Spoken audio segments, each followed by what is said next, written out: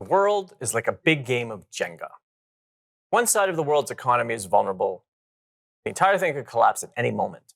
As cryptocurrency becomes more and more correlated to geopolitics and macroeconomics, it is essential to track the biggest economies in the world. We cannot understand the details until we understand the bigger picture. My next guest, Glen Goodman, is the author of The Crypto Trader, and will help us understand how the European energy crisis is impacting the world of cryptocurrency. Glen, welcome to the Daily Drop. Hello. Thanks for having me. Well, okay, so I want to get into it. I feel bad because I know you're over there. You're in Europe. You're in England. Is that correct? That's right. So let's get a little recap because it's a bit terrifying with what Europe's experiencing right now economically. Yeah, for the whole of Europe, really, it's a pretty unpleasant and scary situation. This is one of the few times in my life where I've looked at the current economic situation and actually felt fear. So you're quite right to say scary. Honestly, my entire life suddenly seems like a breeze compared to this. Are people legitimately terrified? Like, are they like? Is it really like panic? Not panic yet. I don't see people running around in the streets waving their arms or anything like that. But, everyone I speak to, all my friends, just ordinary people, everybody's really worried in a way that we haven't really been our whole lives. And part of that is because there's the specter of things like energy rationing. That's a possibility. We've never had energy rationing. I've had the lights on my entire life. I'm not from the World War II generation. So it's really frightening, the idea that we might somehow run out of energy. It's possible, unlikely, but it could happen. Let's just to be explicit for our audience, for anyone who hasn't been paying attention to the European energy crisis, can you just do a little recap of what exactly happened? How much have energy prices risen? What's the current economic climate?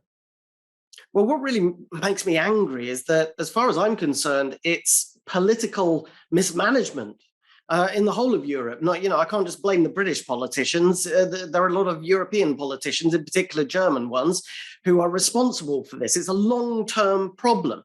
In fact, actually, just the other day, the CEO of Aramco, the biggest oil company in the world, he spelled it out, really. He said that there have been years and years of underinvestment in fossil fuels. And, the reason is obvious. It's because fossil fuels are extremely unfashionable. And politicians of all stripes have been saying for years and years things that kind of discourage companies from investing in fossil fuels, making them feel like if they were to invest very heavily in fossil fuels, these companies, then maybe in a few years' time, they'd be heavily penalized for it, either by the markets, by big fund managers with their ESG credentials to worry about, and also politicians. So all in all, the Aramco CEO said as a result of that, there's been a 50% drop in investment in oil and gas over the past 8 years. 50% drop. Obviously, that's at a time when populations, with immigration considered, are generally still increasing. So this is terrifying the more that you dig deep into it, because I want to know how long you think it lasts, but I guess nobody really knows, obviously, but it just seems like it's more than just Putin, right? I mean, there are really like a number of economic factors coming together at the same time here. Yeah, notice that I haven't even mentioned Putin yet, because people always blame Putin. Obviously, Joe Biden's even blaming Putin, and he's not even here in Europe suffering these particular problems. But, Putin certainly made the problem worse. Don't get me wrong. He made it a lot worse. But it was already bad to start with. We were already seeing gas prices rising even before the invasion of Ukraine. And as I say, it's political mismanagement, because for years and years, politicians across Europe refused to kind of make the investments or encourage the investments. Germany in particular. I mean, you even had the likes of Donald Trump complaining at them. You may have seen those clips online that have been doing the rounds recently of Donald Trump back in 2018 saying to the Germans, "You're relying too much on the Russians for gas. This is a big mistake." And, the German delegation appeared to be laughing at him in one particular clip. And it's so annoying, because even someone like Donald Trump, who, let's face it, is not, as we would say here in Britain, is not brain of Britain, right? Still, he was the person pointing out the obvious when politicians refused to accept it. So what they did, the Germans have even gone so far as to have a program of closing their nuclear reactors at a time when they desperately need them. And I'm gonna Yeah, go. let's go to break. We really want to get into this and how it's going to impact cryptocurrency. And let's do that in the next segment here on the Daily Drop.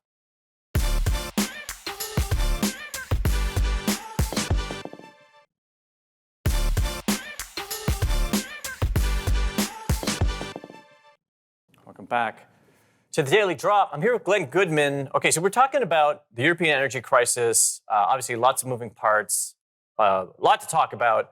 But we are a crypto show. So how do we think that this European energy crisis is going to affect cryptocurrency?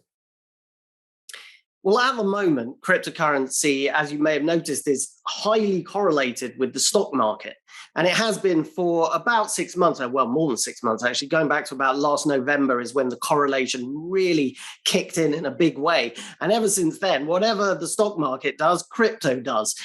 Crypto usually, as is its way, with more exaggerated moves. So basically, every time the stock market goes down, crypto goes down. But then every time the stock market goes up, crypto has been really struggling to kind of get back up on those bits where the stock market has a bit of a rally.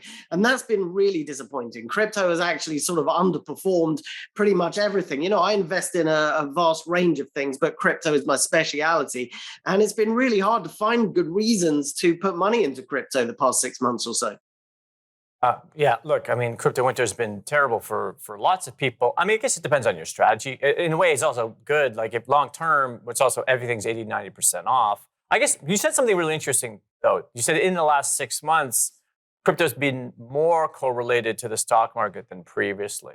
Can you talk a little bit more about that? Yeah, I think that this is due to the institutional investment, which really kicked into a high gear last year, of course.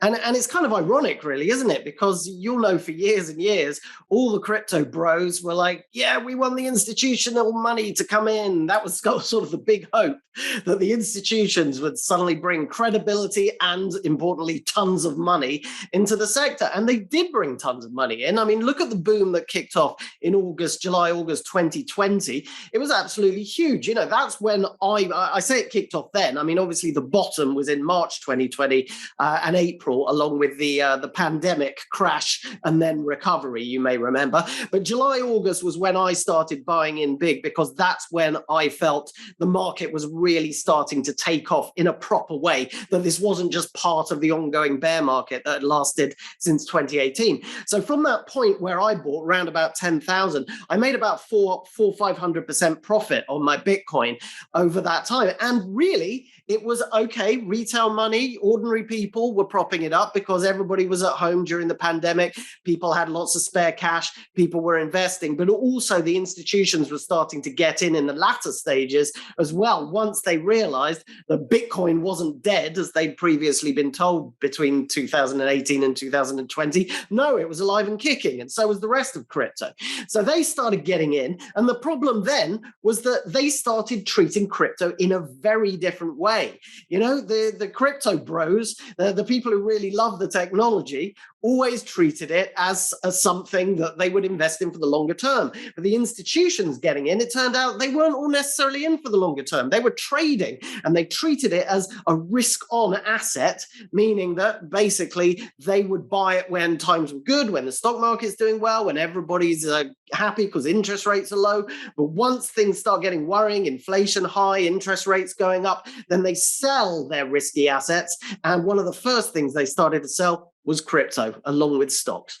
It's interesting too, right? Because crypto really is now viewed as like the risk asset part of a portfolio. But logically, shouldn't it be viewed as a hedge against fiat? Like it was really created as a reaction against the economic system. Yeah, that was the idea, wasn't it? And as I say, if it had stayed with the purists, the people who really support crypto, and institutional fund managers and so on hadn't started trading it, and hedge funds, then maybe that narrative would still work in some way, because there would be so many ordinary people invested in the technology and going, oh, this is a great hedge against inflation, because a lot of ordinary people believed that. But the institutions don't believe that. And that's what matters, because they've got a very large amount of money. They don't necessarily buy that narrative. And so as a result, they've just been selling it along with stocks. But that doesn't mean that this will continue forever, because look, gold is often compared to Bitcoin. They're both so-called hard currencies, right? So if they're hard money and they're things that you can invest in for the longer term to hedge against inflation, then how come both of them have been going down the past 6 months?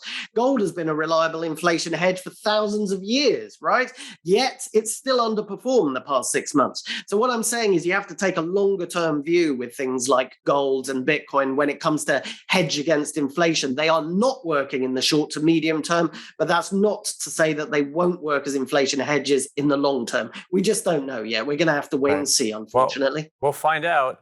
But let's go to break, and we got more of Glen Goodman here on the Daily Drop.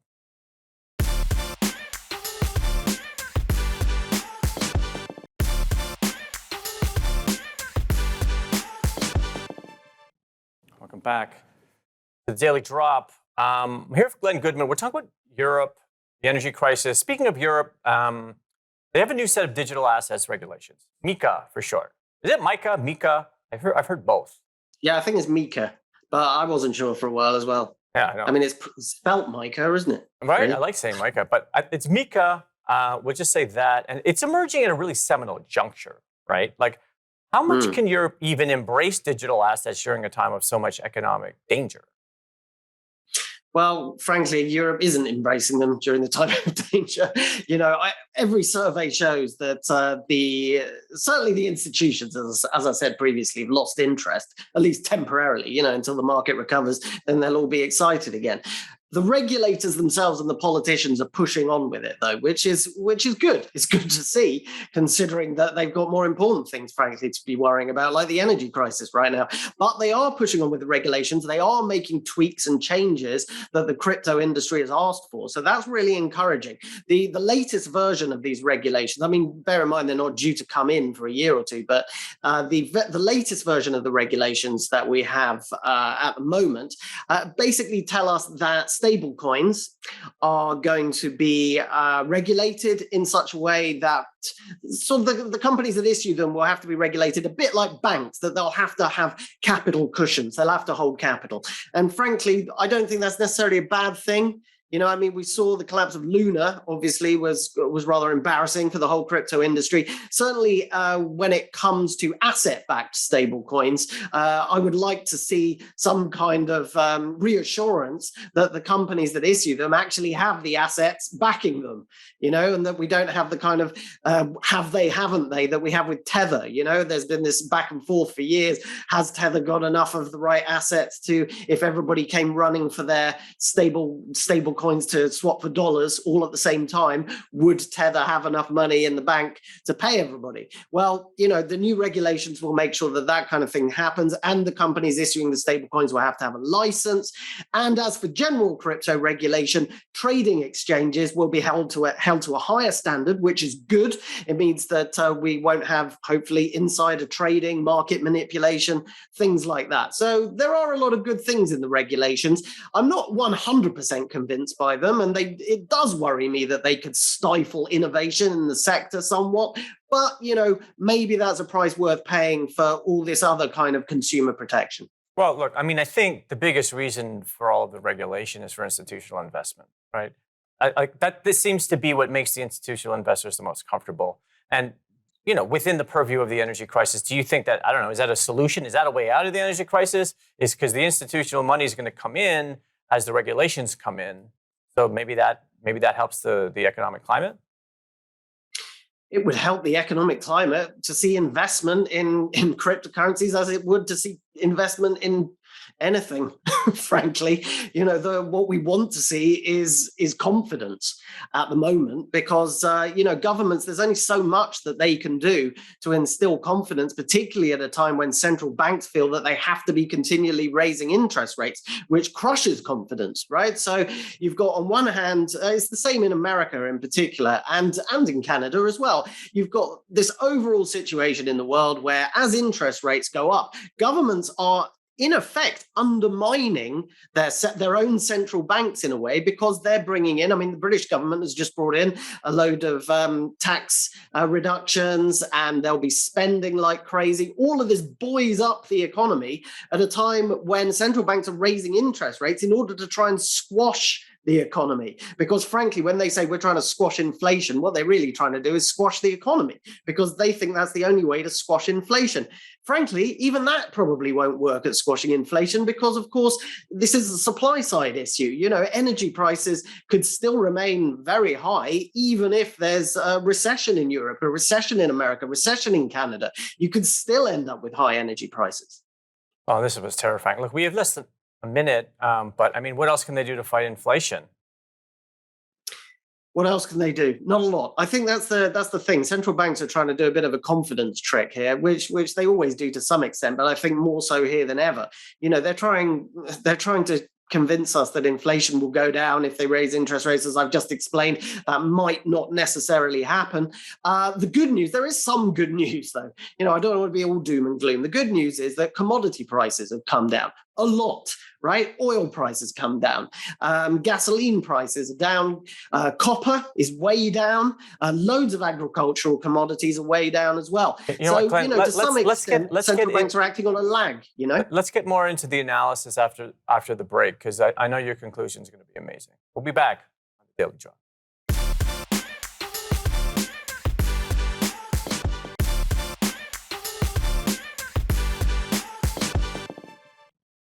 Welcome back to the Daily Drop.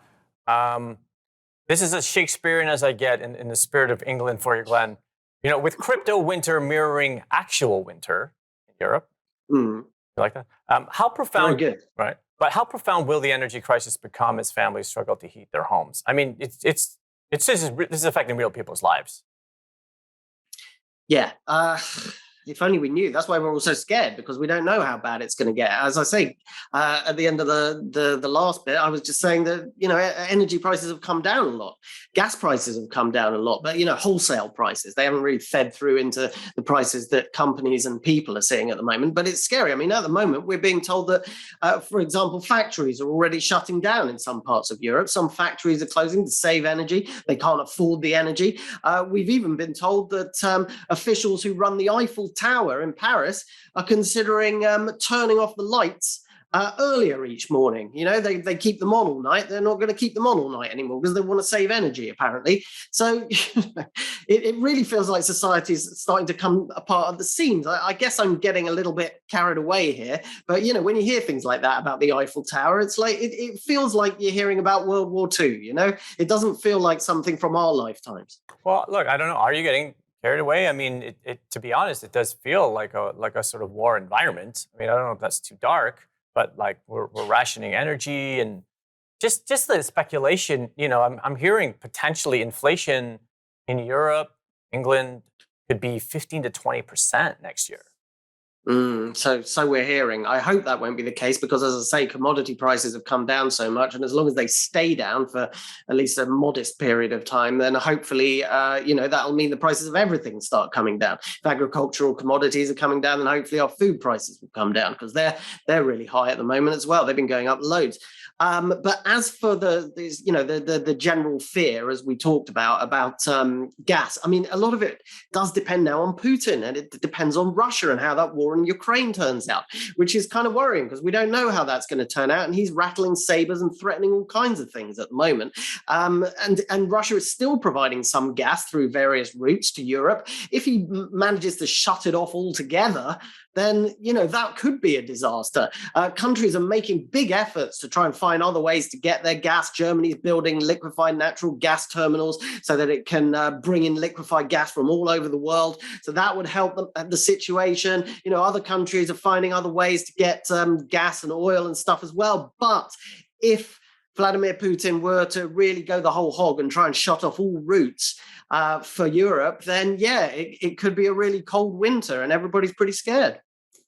And, you know, I almost, you know, feel, but we were talking about crypto. We are a crypto show, though, right? So for me, it's really about, especially we're talking about the correlation between essentially macroeconomic crises and cryptocurrency. And obviously what's happening in Europe affects everyone in the world. It's such a big part of the global economy.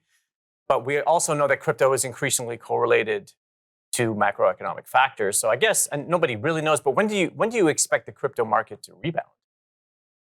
Well, that's the thing, isn't it? I expect it to recover when the stock market recovers. And actually, I kind of feel like we're getting near peak gloom. Now the news is all just, even the news from me, and I'm usually quite an upbeat character, as you can tell, but the news is so relentlessly gloomy. It's just impossible to be upbeat at the moment. And so, traditionally, because I've been trading for more than 20 years, I've seen the ups and downs, and I know that when everybody is peak gloomy, the market tends to recover because everybody's done all the selling that they're going to do. And that's certainly the case with cryptocurrency, where we've seen selling, reach enormous heights and enormous peaks. We've seen great peaks of selling. Some people still saying we haven't seen the final capitulation yet, but it's possible we could see one more massive drop that scares the hell out of everyone and makes them all leave cryptocurrency, and then that marks the bottom. You do tend to see that in cryptocurrency every few years, don't you? But it's possible that we've already had that drop because we're so correlated to the stock markets. The stock markets hopefully are reaching as low as they're going to go before a big rise. We can hope. We can hope. Even if we do get a big rise, Glenn, we have to get you on again. You have so much to say, but I want you to say it another time, but thank you so much for coming. Thank you. The global economy is complex. This latest iteration of the economy, cryptocurrency, has no business hours and is a complex tapestry of threads around the world. While the European energy crisis doesn't necessarily mean the carpet is unraveling, it would be prudent to pay close attention. We cannot control the economy, but we can prepare for logical dangers on the horizon. We'll see you next time. Daily Drop.